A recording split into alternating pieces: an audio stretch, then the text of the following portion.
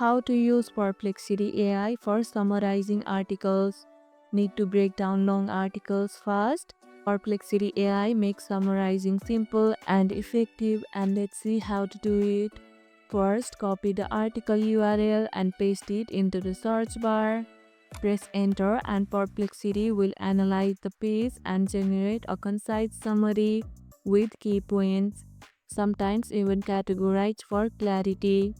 If you have the article as text, you can paste it directly into the search and summarize this or give me the key points.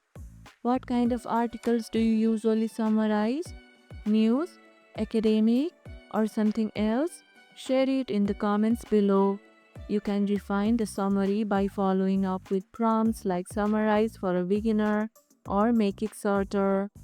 And that's how you can use Perplexity AI for summarizing articles.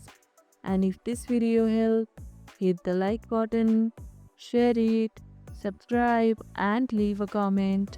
Thanks for watching, and I'll see you in the next one.